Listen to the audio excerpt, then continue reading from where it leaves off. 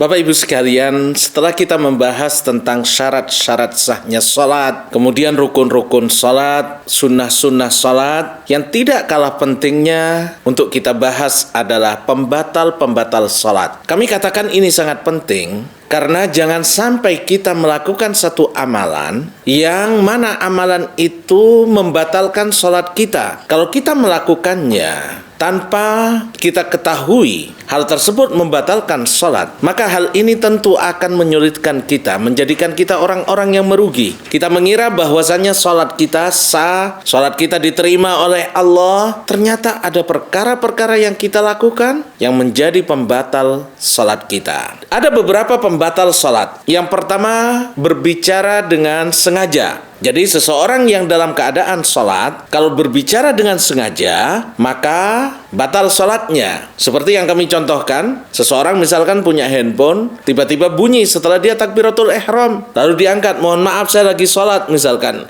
Nah, ini berbicara dengan sengaja, maka ini membatalkan sholatnya. Atau seperti beberapa tempat, ada yang makmum datang, entah jahil, entah karena dia iseng, lalu tanya sama makmum yang sudah dalam keadaan sholat, sudah rakaat keberapa? Lalu si makmum tadi bilang rakaat ketiga. Nah, ini berbicara dengan sengaja, ini membatalkan salat. Rasulullah sallallahu alaihi wasallam bersabda di dalam hadis yang diriwayatkan oleh Imam Al-Bukhari rahimahullah, "Inna hadhihi salata, sesungguhnya salat ini la yasluhu fiha syai'un, tidak diperkenankan di dalamnya sesuatu min kalamin nas, untuk dicampur dengan perkataan manusia. Innama huwa tasbih, karena salat itu terdiri daripada tasbih, takbir, dan qiraatul Quran, membaca Al-Quran." Apa yang dimaksud berbicara di sini? Dalam bahasa Arab, berbicara di sini kalimat yang terdiri dari dua huruf. Seperti qif misalkan. Itu artinya kata perintah yang artinya berdiri. Terdiri dari qaf dan fa. Atau qum, berdirilah. Nah, ini membatalkan salat karena terdiri dari dua huruf. Atau satu huruf tapi memiliki makna yang sempurna, seperti qai, lindungi, jaga. Walaupun satu huruf tapi ini mengandung makna, maka ini juga membatalkan salat. Yang kedua, mengucapkan sesuatu yang terdiri dari huruf secara sengaja, sedang ia tahu bahwa hal tersebut terhalang di dalam salat. Walaupun dalam bentuk dehem misalkan, menangis atau meniup, tapi tatkala dia dehem atau nangis itu dia memakai huruf-huruf yang ada. Ha, misalkan. Nah, ini Bapak Ibu sekalian, sesuatu yang bisa membatalkan sholat kita. Mengucapkan perkataan yang terdiri dari 4 kata walau ia lupa. Jadi kalau tadi sengaja, satu kalimat saja, 2 huruf atau 1 huruf tapi memiliki makna, itu membatalkan sholatnya kalau dia sengaja. Kadang seseorang lupa kan? Nah, kalau lupa itu 4 kalimat. Terdiri dari 4 kalimat. Kadang orang kan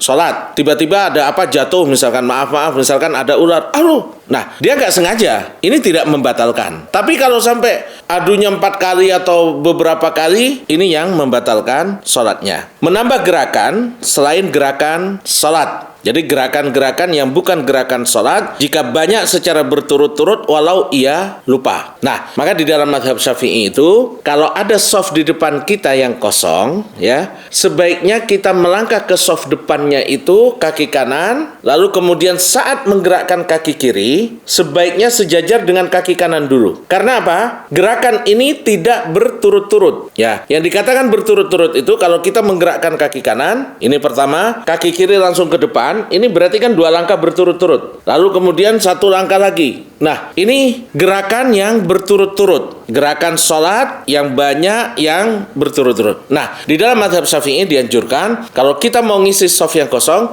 maju dengan kaki kanan, lalu kemudian kaki kiri di samping kaki kanan. Berhenti dulu. Nah, baru lanjutkan. Agar apa? Agar gerakannya tidak berturut-turut. Nah, di sini juga ada sebagian orang yang terlalu sibuk dengan sarungnya misalkan. Dia sholat memperbaiki sarungnya, lipatan-lipatan sarungnya. Ini jangan sampai Bapak Ibu sekalian, kalau dilakukan dalam jumlah gerakan yang banyak dan berturut-turut bisa membatalkan sholat kita. Menambah rukun gerakan secara sengaja dan sadar diri. Ruku dalam sholat fardu atau sholat sunnah. Setiap rakaat rukuk kan 1. Nah, kalau seseorang terus rukuk 2 kali, ini membatalkan sholatnya karena dia menambah rukun sholat dengan sengaja. Padahal tidak ada tuntunan dari Rasulullah Shallallahu Alaihi Wasallam. Berbeda dengan kalau kita sholat kusuf misalkan, itu kan rukuknya 2 kali. Nah, kalau ada seseorang sholat wajib ditambah dengan rukun, sengaja dia menambah rukun, sujud 3 kali misalkan dengan sengaja, maka ini membatalkan sholatnya. Yang berikutnya yang membatalkan sholat adalah makan dan minum secara sengaja, karena hal ini bertentangan dengan keadaan sholatnya. Berbicara saja kita dilarang, apalagi sampai makan. Tersingkapnya aurat, kecuali jika tersingkapnya tanpa sengaja. Kalau seseorang misalkan maaf dia garuk-garuk sampai sarungnya atau mau kenanya terangkat sehingga auratnya terbuka, ini membatalkan. Namun kalau tidak sengaja, misalkan Bapak Ibu sholat di depan Masjidil Haram di luar, itu kadang tiba-tiba datang angin yang sangat besar, lalu tersingkap sarung kita, jubah kita misalkan, atau apapun lah, sehingga aurat kita terbuka. Nah, kalau tidak sengaja harus langsung kita tutup. Nah, kalau kita langsung tutup, ini tidak membatalkan sholat. Hadas besar dan kecil. Hadas besar dan kecil. Hadas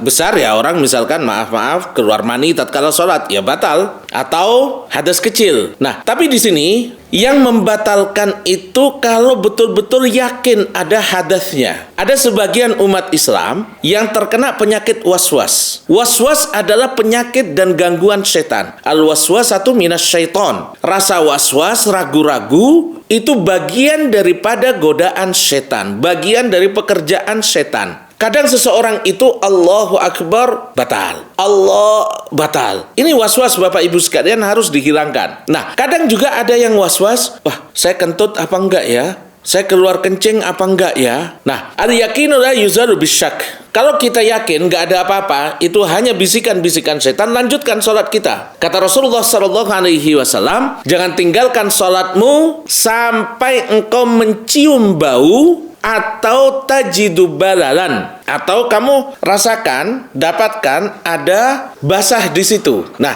jadi kalau ragu-ragu, saya kentut nggak ya, kentut, udah biarin. Kita dengan keyakinan kita lanjutkan sholat kita sampai ada bau, ya. Nah, begitu juga saya kencing nggak ya, terutama yang terkena anyang-anyangan. Saya kencing nggak ya, saya kencing nggak ya. Lanjutkan Bapak Ibu sekalian sampai mendapatkan ada bukti nyata. Merubah niat. Jadi ketika sholat misalkan tiba-tiba ada handphone bunyi, wah batal nggak ya, batal nggak ya, wah mau batal aja deh. Tiba-tiba nggak jadi lagi, mau lanjut lagi. Ini membatalkan sholat. Terkena najis dan tidak segera dihilangkan. Nah, terkena najis ini ada beberapa hukum Bapak Ibu ya. Kalau kita sholat di tengah-tengah sholat, kita tahu ada najis, katakan di sajadah kita misalkan ya, atau di kaos kaki kita laki-laki misalkan, tiba-tiba ada najis yang mengenainya. Nah, kalau bisa kita lepas, maka lepas sajadah itu dipinggirkan ya, lanjutkan sholat kita, nggak ada masalah. Ini pernah terjadi kepada Rasulullah Shallallahu Alaihi Wasallam pada saat beliau sholat dengan memakai sandal, dan disunahkan Bapak Ibu kita sholat memakai sandal. Kata Rasulullah Shallallahu Alaihi Wasallam, "Shallu fi ni'alikum." Hendaknya kalian sholat dengan memakai sandal kalian, sepatu kalian. Fa innal yahuda la yusalluna fi ni'alihim. Karena orang-orang Yahudi mereka tidak sholat dengan memakai alas kaki mereka. Nah, ini tentunya bukan di masjid-masjid seperti saat ini ya. Masjid-masjid yang sudah pakai keramik, kemudian pakai